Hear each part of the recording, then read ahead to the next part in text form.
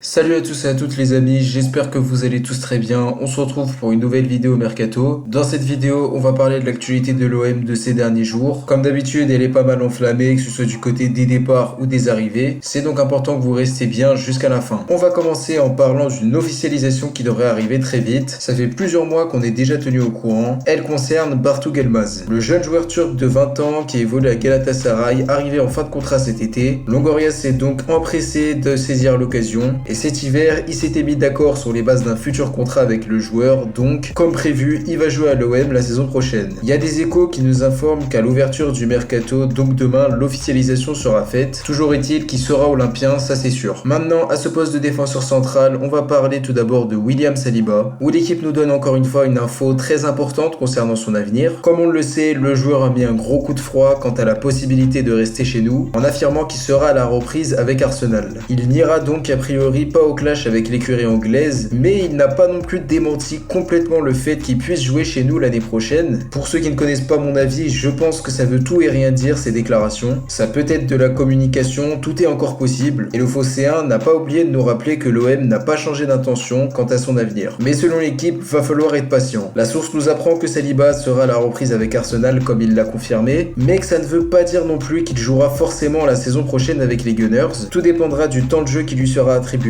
à voir l'évolution du dossier. On reste à ce poste de défenseur central en parlant d'Alvaro González, le joueur qui a vécu une saison extrêmement compliquée. Comme on le sait depuis ces dernières semaines, Longoria essaye de trouver un accord avec lui afin de résilier son contrat, et selon l'équipe, un accord à l'amiable sera bientôt trouvé entre le club et le joueur. L'OM lui versera donc les salaires restants de son contrat qui court jusqu'en 2024, une solution qui arrangerait tout le monde selon la même source, ce qui est vraiment dommage de notre côté, puisque nous supporters, on voit ce que le joueur proposait sur le terrain, et on est tous d'accord sur le fait que l'histoire se termine vraiment pas comme elle devait. L'OM va devoir vendre cet été, et certains joueurs comme Alvaro sont clairement poussés vers la sortie. L'un d'entre eux revient de près, Jordan Amavi. Le latéral gauche et son gros salaire est invité à chercher ailleurs. Sampaoli ne compte pas sur lui pour l'année prochaine, même s'il a attendu à la reprise du 29 juin selon l'équipe. Pareil pour Radonjic qui ne sera pas conservé en cas d'offre satisfaisante. L'ailier serbe est invité à trouver une porte de sortie, toujours selon la même source. Enfin, autre indésirable que l'OM essaye de vendre, Kevin Strootman. Le joueur va revenir après son prêt de très mauvaise qualité à Cagliari. Il débarque avec ses 500 000 mensuels, ce qui est colossal et inassumable pour Pablo Longoria, qui essaye de trouver une solution afin de le dégager du club. Et selon RMC Sport, malgré son âge, son niveau et son salaire, le président marseillais garderait espoir afin de trouver une équipe où le prêter, une équipe qui pourrait prendre évidemment une partie de son salaire. L'équipe nous apprend en tout cas que son départ est acté, qu'il quittera l'OM, mais que tout de même l'objectif serait de résilier son contrat. Deux options s'offrent donc à lui visiblement, à voir l'évolution du dossier. Pour terminer maintenant cette case départ, on va parler d'un transfert surprise qui pourrait être réalisé selon Foot Mercato. C'est celui de Valentin Rongier, auteur d'une très grosse saison 2021-2022. Le milieu se sentirait très bien à Marseille, il ne se verrait pas ailleurs et Longoria n'est pas du tout contre pour le garder, mais des clubs allemands seraient venus au renseignement par rapport à sa situation. Pour l'instant, aucune offre concrète n'a été faite et comme nous l'indique la même source, il y a plus de chances de le voir chez nous la saison prochaine qu'ailleurs, je vous rassure. Cependant, il n'est pas impossible qu'il quitte le club, puisqu'il ne faut pas oublier que l'OM aura besoin d'argent et écoutera les offres qui seront faites. On va parler maintenant de Luis Sinisterra, l'attaquant polyvalent de Feyenoord, qui intéresserait Pablo Longoria. Le joueur peut évoluer à ce poste de buteur, tout comme il peut jouer en tant qu'ailier. Il est jeune, il est prometteur, et on a pu le voir à l'œuvre en Conference League contre nous. Et selon le journaliste Marca Claro, l'OM serait le club le plus susceptible de l'accueillir. Feyenoord demanderait 20 millions d'euros pour le laisser filer, à voir l'évolution du dossier. On va terminer cette vidéo en parlant de Miralem Pjanic où son dossier aura été très grandement refroidi. Il y avait un espoir, mais selon RMC Sport, l'OM aurait laissé tomber puisque le dossier serait un peu cher tandis que la concurrence serait très rude. Elle est composée de Naples, de la Fiorentina et d'autres clubs. Le Barça privilégie un transfert, d'autres écuries seraient capables de répondre aux attentes barcelonaises. Vous l'aurez compris, cette piste n'est vraiment pas d'actualité et toujours selon la même source, l'OM aurait deux pistes prioritaires justement afin de remplacer Camara. Le premier est Jordan Vertu dont on a parlé plusieurs fois et qui serait a priori la piste numéro 1. Ça plairait le plus à Pablo Longoria tandis que la deuxième, et ça en gros ce serait le plan B, ce serait Danilo. Mais le gros problème de ce dossier c'est l'argent que va devoir dépenser l'OM, au moins 20 millions d'euros sachant qu'à côté de ça il y a de la concurrence avec notamment le PSG et ses moyens colossaux qu'on connaît tous. À voir l'évolution de ces deux dossiers là qui signifie a priori l'un et l'autre la fin du dossier Miralem Pjanic. Et donc voilà les amis, c'est déjà la fin de cette vidéo, n'hésitez pas à me dire si elle vous a plu dans l'espace commentaire. Donnez-moi votre avis sur les différentes pistes dont on a parlé. N'hésitez pas à lâcher le like, à partager la chaîne, à vous abonner. On se retrouve très vite pour une prochaine vidéo. D'ici là, prenez soin de vous. C'était Kalash OM. Ciao à tous.